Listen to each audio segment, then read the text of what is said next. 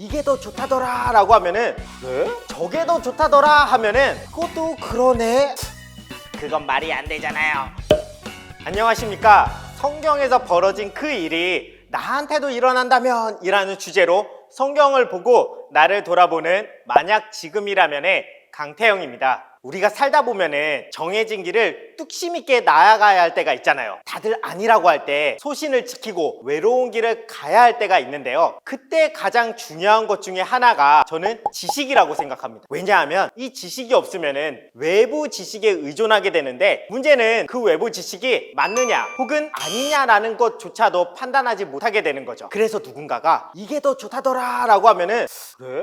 라고 하면서 흔들리게 되고 또 다른 누군가가 저게 더 좋다더라 하면은 그것도 그러네 하면서 또 다른 쪽으로 흔들리게 되죠. 그러면서 내가 어디서 들었는데 내가 아는 누군가가 이렇게 말하던데 라는 말에 휘둘리면서 애초에 가야 할 길을 잃게 되고 방황하고 후회하다가 결국에는 다시 돌아오지 못하는 경우가 많죠. 한마디로 지식이 없으면 많은 미혹들을 이겨내지 못하고 길을 잃게 되는데요. 안타깝게도 성경에서도 이렇게 길을 잃은 선지자가 있었습니다. 오늘의 주인공 열왕기상 13장에 나오는 하나님의 선지자입니다. 이 시기가 언제였냐면요, 솔로몬 왕이 이방신 섬김으로 인해 북이스라엘과 남유다로 나뉘어졌을 때 남유다는 솔로몬의 아들이었던 르호보암이 왕이 됐고 북이스라엘은 솔로몬의 신복이었던 여로보암이 왕이 됐을 때였어요. 근데 기본적으로 이스라엘은 하나님을 믿는 사람들이다 보니까 예루살렘 성전으로 가서 항상 하나님을 찾았는데요. 근데 그 성전이 남유다에 있었다 보니까 이 북이스라엘에 있던 사람들이 자연스럽게 마음이 남유다에 있는 예루살렘 성전으로 가겠죠. 그래서 북이스라엘 왕이었던 여로보암이 이거 안 되겠다, 이러다가 내 국민들 다 남유다로 가버리겠다 하면서 계획을 하나 세우게 되는데요. 보통 우리가 생각했을 때는 그 계획이 성전을 새로 짓거나 아니면 제사를 지낼 곳을 따로 마련하거나 뭐 이런 계획들을 세우잖아요. 근데 이 여로보암 왕은 안 되겠다 하면서 남쪽에 있던 도시인 베델과 북쪽에 있던 도시인 단의 신당을 세우고 거기에 금송아지를 갖다 놓고 그것을 숭배하래요. 아니, 하나님 믿는 민족에게 하나님이 아니라 다른 것을 갖다 놓고 그것을 숭배하라고 하는 거예요. 야, 이건 지나가는 어린 학생들한테 물어봐도 그건 말이 안 되잖아요 라고 할 정도잖아요. 심지어 그 금송아지는 모세 선지자 때 이거 잘못 섬기다가 하나님께 정말 처참하게 혼난 사건이었는데 근데 그거를 굳이 이해가 안 돼요. 그리고 제사 또한 원래 레위 지파 사람들이 제사를 주관하게 되는데 그냥 보통 일반 백성들을 데려다가 제사장으로 삼고 제사를 지내게 하고 심지어 절기까지 바꿔버려요. 네, 어찌됐든 그렇게 여로보암 왕이 베델에서 제사를 지내고 있는데 그때 하나님이 보낸 선지자가 탁 나타나자마자 예언을 하게 되는데요. 나중에 다윗의 집에 오시아라는 사람이 나타나서 분향하는 산당 제사장이 내 위에 제사를 할 것이고 사람의 뼈를 내 위에 사르리라 라고 하는 거예요. 근데 실제로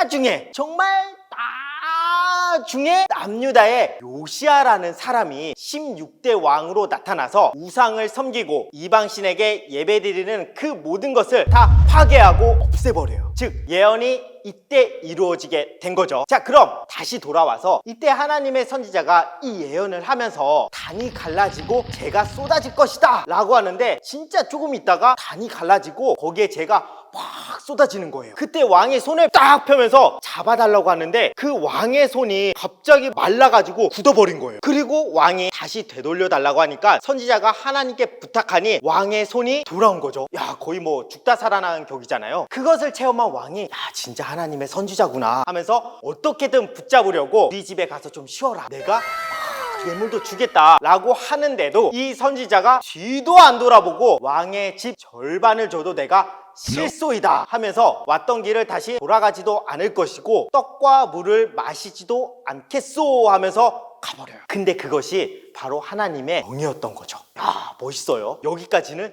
너무 좋죠. 정말 뚝심 있고 소신 있게 길을 갔는데 문제는 다음이었던 거예요. 그렇게 돌아왔던 길을 가지 않고 새로운 길을 막 가다가 상수리 나무에서 잠깐 쉬고 있었는데요. 이 베델에 살고 있던 한 늙은 선지자가 이 소식을 듣고 이 하나님의 선지자에게 온 거예요. 그러면서 우리 집으로 가자 가서 떡도 먹고 물도 마시자 라고 하니까 이 하나님의 선지자가 안 된다, 하나님이 그러지 말라 했다 라고 거절하니 이 베델의 늙은 선지자가 아니다, 그것은 천사가 그렇게 말하라고 했다 라고 하면서 거짓말을 했는데 하나님의 선지자가 거기에 넘어가 버린 거예요. 즉 이 선지자인 척하는 거짓 선지자에게 미혹당해서 하나님의 말씀을 지키지 못한 거죠. 결국 그것을 본 하나님이 너는 약속을 지키지 않았으니 열조의 묘실, 즉 조상들이 있는 곳에 가지 못할 것이다 라고 하는 순간 길에서 사자에게 죽임을 당하게 됩니다. 와, 인생 한순간이죠. 그리고 베델의 늙은 선지자가 시체를 가지고 와서 내가 죽으면 같이 묻어달라 하면서 끝나게 됩니다. 좀 슬픈 일이에요. 어떠한 일이 있어도 끝까지 지켰어야 했는데. 자, 근데 지나간 것은 지나간 것이고 중요한 건 만약에 이 일이 우리에게도 일어난다면이죠.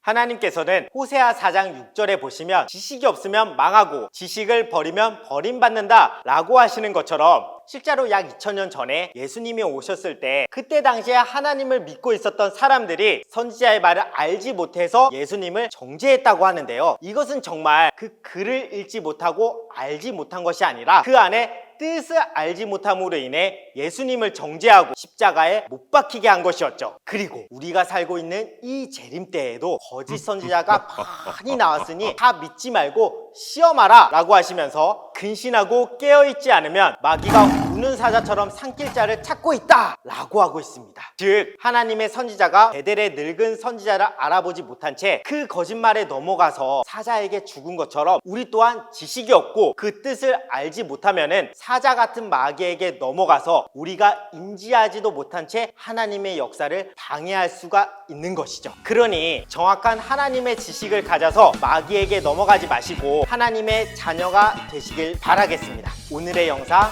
마치도록 하겠습니다. 감사합니다.